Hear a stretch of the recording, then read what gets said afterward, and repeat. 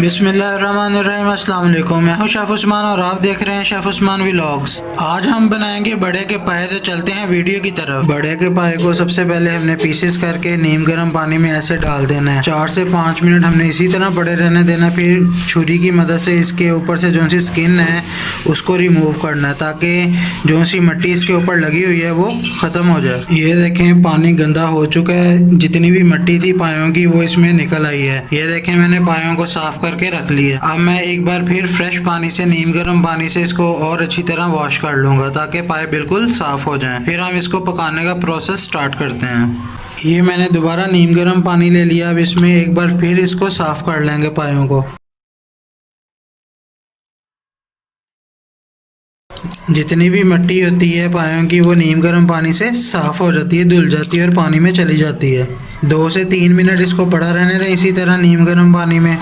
उसके बाद हम इसको निकाल लेंगे। ये देखें अब पानी बिल्कुल तकरीबन साफ़ है क्योंकि एक बार मैंने इसको पानी में अच्छी तरह वॉश कर लिया। ये 6 गिलास मैंने पानी ले लिया था। तकरीबन ये 3 लीटर पानी है मेरे पास। अब इसके अंदर जो से हमने पाए वॉश किए हैं वो डाल देंगे। पानी अच्छी तरह नीम गर्म हो चुका है। अब हम इसके अंदर पाए शामिल कर देते हैं। बिस्मिल्लाहिर्रहमानिर्रहीम। ये मैंने पाए इसके अंदर शामिल कर दिए हैं। ये मेरे पास 700 ग्राम पाए थे।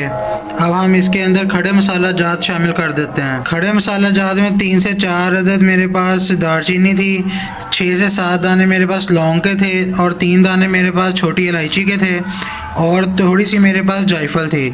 अब हम इन तमाम मसाला जात को ऐसे शामिल कर देते हैं। एक लहसुन था उसको मैंने ऐसे कट कर लिया था और 2 मीडियम साइज़ के मेरे पास प्याज थे, इनको भी ऐसे मैंने स्लाइसेस में कट कर लिया है। अब ये भी इसके अंदर शामिल कर देते हैं। 1 टीस्पून इसके अंदर हम नमक शामिल कर देंगे। जब हम इसकी ग्रेवी बनाएंगे तब हम चेक कर लेंगे, अगर तो शोरबे में थोड़ा सा नमक कम है उस वक्त हम थोड़ा सा नमक और शामिल कर देंगे अपने टेस्ट के मुताबिक। अब हम प्रेशर कुकर का ढक्कन जो है वो अच्छी तरह टाइटली बंद कर देते हैं और इसको तकरीबन 30 से 35 मिनट के लिए मीडियम फ्लेम के ऊपर हमने पकाना है। और टाइम की जो सी कैलकुलेशन है वो जब विसल बजेगी उसके बाद हमने कैलकुलेट करनी है। 30 to 35 मिनट्स हमने इसको पकाना है। अभी स्टार्ट में हमने फ्लेम को हाई रखना है ताकि विसल बजनी स्टार्ट हो जाए। फिर उसके बाद हम फ्लेम को मीडियम कर देंगे। विसल बजना स्टार्ट हो चुकी है। अब हम फ्लेम को मीडियम कर देंगे। पाए की ग्रेवी बनाने के लिए 200 ग्राम हमने सबसे पहले ऑयल ले लेना है। ऑयल अच्छी तरह गर्म हो चुका है। अब हम इसके अंदर ये एक प्याज मैंने कट कर लिया था ये डाल देते हैं। 3 मेरे पास ये बड़ी मिर्चें थी काली, ये भी शामिल कर देते हैं। 1 टेबलस्पून लहसुन का पेस्ट शामिल कर देते हैं। 1 टेबलस्पून अदरक का पेस्ट शामिल कर देते हैं। अच्छी तरह इसको चम्मच से मिक्स कर दें। थोड़ा सा जब कलर चेंज होगा प्याज का और लहसुन और अदरक का फिर हम इसके अंदर मसाला जात शामिल कर देंगे। 1.5 टेबलस्पून मैंने लाल मिर्च का पाउडर ले लिया था। 1/2 टीस्पून मैंने हल्दी ले ली थी। 1/2 टीस्पून मैंने गरम मसाला ले लिया था। 1 टीस्पून मैंने ज़ीरा पाउडर ले लिया था और 1.5 टेबलस्पून मैंने धनिया पाउडर ले लिया था। ये तमाम स्पाइसेस अब हम प्याज में शामिल कर देते हैं। अब ये तमाम स्पाइसेस इसमें शामिल कर देते हैं। इसको अच्छी तरह मिक्स कर दें। थोड़ा सा इसमें पानी शामिल करेंगे। पानी शामिल करने का मकसद ये है कि जितने भी हमने स्पाइसेस डाले हैं वो जले ना। बहुत ही प्यारी खुशबू आ रही है।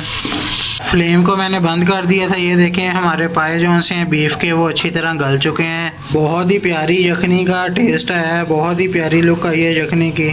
पाए की ग्रेवी में अब हम पाए शामिल कर देते हैं। बिस्मिल्लाहिर्रहमानिर्रहीम।